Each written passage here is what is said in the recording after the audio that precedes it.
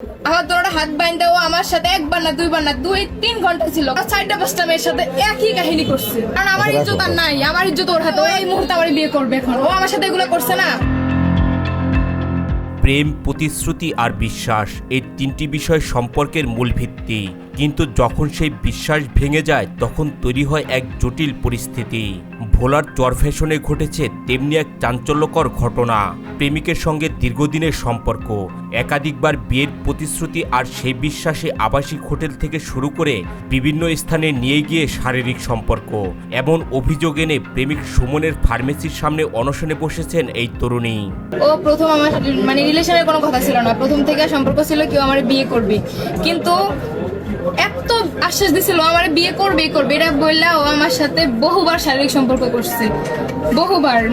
ও আমার হাত বাইন্দা একবার না দুইবার না বহুবার করছে। এই টাইমটার ভিতরে আমার মনে হচ্ছে আমার জানটা বাইর হয়ে যাবো, এরকম অবস্থা। ও কেন এখন বিয়ে করবে না? জানা যায় ফার্মেসিতে ওষুধ কিনতে গিয়ে প্রেমিক সুমনের সাথে পরিচয় হয় ইন্টার সেকেন্ড ইয়ারে পড়া এই তরুণীর। এরপর ধীরে ধীরে সম্পর্ক গভীর হতে থাকে। বিয়ের বয়সে কোনো প্রেম করবেন না, প্রেমিক সুমনকে একথা জানিয়ে সুমাইয়া সম্পর্কে জড়াতে না চাইলেও প্রেমিক তাকে বিয়ের প্রতিশ্রুতি দিয়ে সম্পর্কে জড়ান। কিভাবে সম্পর্ক হয়েছে? ওর সাথে ও ওর কাছে আমার ভালো লাগে এইসব আস্তে প্রথম যেভাবে সব সম্পর্ক হয় ওভাবে হয়েছিল। প্রায় বলছিলাম কি বিয়ের বয়সে প্রেমের প্রস্তাব দিয়ে লজ্জা দিবেন না, আমি ওর এই কথাটা বলছিলাম। ও বলতেছে রিলেশন করি আমরা, আমি বলছিলাম রিলেশন আমি করবো না, বিয়ে করলে আমি রাজি। ঠিক আছে, আমি তোমার বিয়ে করবো, রিলেশন না। তো প্রথম থেকে বিয়ের আশ্বাস দিয়ে আসছে। 8 মাসের প্রেমের সম্পর্কে প্রেমিক সুমনের সাথে ঘনিষ্ঠতা বাড়ার সাথে সাথেই বিয়ের কথা বলে এই তরুণীকে নিয়ে যাওয়া হয় একটি আবাসিক হোটেলে। একদিকে প্রেমিককে বিয়ে করার মনোবাসনা, অন্যদিকে দীর্ঘদিনের প্রেমের সম্পর্কের পরিণয়। সরল মনে এই তরুণী প্রেমিকের সাথে যান আবাসিক হোটেলে। সেখানে গিয়ে সুমাইয়া দেখতে পান বিয়ে পড়ানোর কাজে থেকে শুরু করে বিয়ের আনুষ্ঠানিকতা কোনো কিছুই নেই।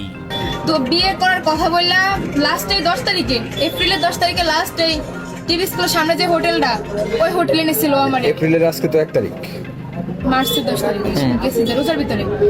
ও বিয়ে করবে আমারে, বিয়ে করবে বলে নিয়েছিল। ওখানে সবকিছু ঠিকই ছিল, বিয়ে করবে। ও কিন্তু যা রুম বুক করছে, আমি কিচ্ছু জানি না। ওদিন বিয়ে করার কথা, ও রুম নিয়েছিল। আমি বলছিলাম রুম কেন, বিয়ে করবে রুমে নিয়ে বিয়ে করবে। ঠিক আছে, রুমে গেছিলাম।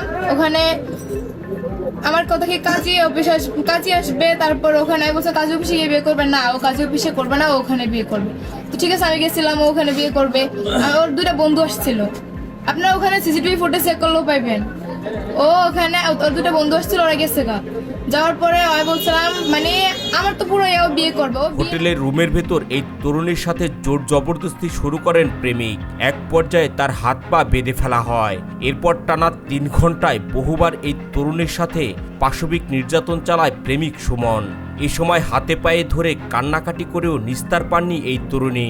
নিজের ইচ্ছার বিরুদ্ধে প্রেমিকের শারীরিক চাহিদা মেটান বহুবার। ও বিয়ে না করেও আমার সাথে জুলুম করে বাজে ভাবে একদম সবকিছু আমার তোরা হাত বাইন্দে নিছে।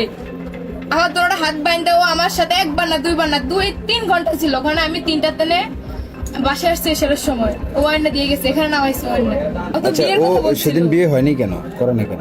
ও এগুলা কইরা আমারে বলে রাত হয়ে গেছে, কালকে বিয়ে করবো। পরে ঠিক আমি ওর অন্ধের মতো বিশ্বাস করতাম। একটা অন্ধ মানুষ যেরকম বিশ্বাস করে আমি ওর এরকম বিশ্বাস করতাম। ও বিয়ে করবে, পরে বিয়ে করবে। ঘটনার এখানেই শেষ নয়। হোটেল রুমে শারীরিক চাহিদা মেটানোর পর এর কয়েকদিন পরে আবারও প্রেমিক সুমনের পাশবিক চাহিদা জেগে উঠলে বিয়ের কথা বলে আবারও সুমাইয়াকে ডাকেন তিনি। প্রেমিককে অন্ধবিশ্বাস করে বারবার প্রেমিকের ডাকে সাড়া দিয়ে তার শারীরিক চাহিদা মেটালেও কথা রাখেননি প্রেমিক সুমন। লাস্ট ইয়ার পর আবার ঘুরতে গেছিলাম, কবে ঈদের 2 দিন পরে। এই বেতুয়া রেস্টুরেন্ট আছে না, ওখানে ওই রেস্টুরেন্টে যাওয়ার পরে ওর মাথায় হাত, ওখানে বাজেভাবে টাচ করছিল। ওখানে রুম আছে, তো ওখানে রুম নিতে চাইছিল, কিন্তু আমার জন্য পারে নাই। তাও বাজেভাবে টাচ করছিল। করার পর ও নিজের মাথায় হাত দিয়ে বলছিল যে ও আমার শুক্রবারে বিয়ে করবে। আমি বলছি যদি বিয়ে না করো, বিয়ে না করলে তুমি আমাদের বাসায় যাও। আমি বলছিলাম যদি তুমি বিয়ে না করো আমি তোমার বাসায় যাবো। বলছে ঠিক আছে। ওর বাসায় যেতে বলছো আমারে বিয়ে না করলে। ও শুক্রবার বিয়ে করে না আমারে। আমি কল দিছিলাম, ও আমার কল ধরে না। আমি অনেকগুলা কল দিছি। প্রেমিকের মধু খাওয়া শেষ, এরপর চিরাচরিত সেই ঘটনা। সময় গড়ানোর সঙ্গে সঙ্গে বদলে যেতে থাকে প্রেমিকের আচরণ। বিয়ের কথা তুলতেই নানান অজুহাত দেখাতে থাকেন তিনি। এক পর্যায়ে সুমন স্পষ্ট জানিয়ে দেন তিনি আর বিয়ে করতে চান না। এমন পরিস্থিতিতে হতাশ ও ক্ষুব্ধ হয়ে এই তরুণী বিয়ের দাবিতে প্রেমিকের ফার্মেসির সামনে অনশন শুরু করেন। আসলে পরে আমি ওর কাছে কল দিছিলাম, ও আমার ধৈর্য কর, তোমার বিয়ে করা আমার পক্ষে সম্ভব না। কেন? তুমি খুব খারাপ, বাজে মেয়ে। মানে এগুলা খোঁজ খবর তোমার নেওয়া উচিত ছিল কোন সময়, যেসব রিলেশন করার আগে খোঁজ খবর নেওয়া উচিত ছিল যে আমি ভালো না খারাপ। না নিয়ে তুমি আমার সাথে এগুলা করছো, করে এখন কেন তুমি বিয়ে করবা না? ওর বাবা মানবে না। ও যদি আমার বিয়ে করে ওর বাবা ফাঁসি দিবে। তো তোর ফ্যামিলির, তো তোমার যদি এই ফ্যামিলির কথা চিন্তা করা হতো তাইলে তুমি এখন এখানে কেন আসছেন আজকে? আজকে? হ্যাঁ, আমি ওর বাসায় গেছিলাম শুক্রবারে, যেহেতু বিয়ে হয় নাই তো শুক্রবারে গেছিলাম ওর বাসায়। যাওয়ার পর ওর ফ্যামিলি মানে কত রকম হুমকি যে দিছে আমার, রাজনীতির হুমকি দেয় আমারে। ওরা একটু মানে রাজনীতি করে, ভুয়াগো বংশ একটু নামি দামি আর কি, আর আমরা ওর তুলনায় একটু কম। এই জন্য ওরা আমার রাজনীতির হুমকি দেয়, মিজান ভুঁইয়া আমার বংশ শেষ করে দিব ওনার যদি কিছু হয়। এই যে জুবাইর ভুঁইয়াও আমারে বুঝে একটু যে আফনান খান বাবু, তারপরে ওরা সবাই মিলে, এলাকার অনেকে মিলে আমার বুঝে কি বাসায় আমারে পাঠিয়ে দিচ্ছে। আমার আম্মুরে কল দিয়ে নেওয়া হয়েছে, আমার আম্মু আমার খুঁজতে গেছিল। ওরা সবাই মিলে সিদ্ধান্ত নিচ্ছে কি আজকে এখানে আসছেন কেন? মানে ওই দিনের জন্যই আসছে। ও ওই দিন ওই বাসায় যাওয়ার লাস্ট কার জন্য ফোন দিয়ে আমি ওর সাথে কথা বলছিলাম, আমার বলে তুমি বাসায় যাও। তারপর ওরা সবাই সিদ্ধান্ত নিয়েছে ওরা বিয়ে করাবে ফ্যামিলি ভাবে। কিন্তু ওরা আচ্ছা, বিয়ে, আপনার দাবিটা কি এখন? আমার দাবি ও এই মুহূর্তে আমারে বিয়ে করবে। এখন ও আমার সাথে এগুলো করছে না, ও আমারে বিয়ে করবে। ও আমারে খারাপ বলতেছে। ও আমার মতো আরো 4-5টা মেয়ের সাথে একই কাহিনী করছে, একই কাহিনী। কেন? এটা কি? আচ্ছা, ঠিক আছে। যদি না করে তাহলে কি করবেন? বিয়ে না করলে আমি করবে কেন সবার সামনে? কারণ আমার ইজ্জত আর নাই, আমার ইজ্জত ওর হাতে। ওরা যদি আমি বিয়ে করি আমার ইজ্জত যায় না, ওরও ইজ্জত যায় না। ঘটনার খবর ছড়িয়ে পড়তেই এলাকা জুড়ে সৃষ্টি হয় তীব্র আলোচনা আর সমালোচনা। স্থানীয় অনেকেই বলছেন যদি সত্যিই বিয়ের প্রতিশ্রুতি দিয়ে সম্পর্ক করে থাকে তাহলে বিষয়টি গুরুত্ব দিয়ে দেখা উচিত। আবার কেউ কেউ বলছেন এই ধরনের বিষয় সামাজিকভাবেই সমাধান হওয়া প্রয়োজন। মানে ও এখন বলতেছে কি ও মরে যেতে রাজি, ও আবার বিয়ে করবে না। মানে ও এখন বলতেছে হ্যাঁ।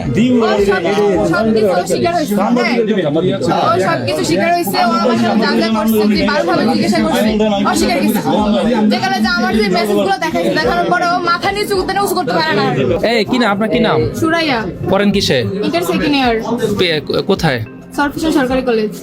আর বাবার কি নাম? আব্দুল রশিদ। আর ঠিকানা কোথায়? ঠিকানা বুয়ারহাট, অমরপুর 7 নম্বর। 7 নম্বর। কি বাড়ি? ইয়াসিন ফরাজি বাড়ি। ছেলে কি নাম? সুমন ভুঁইয়া। সুমন কি করে? ডক্টরে ফার্মেসি করি। আর কি করেন? ওনার সাথে সম্পর্ক হয়েছে কিভাবে?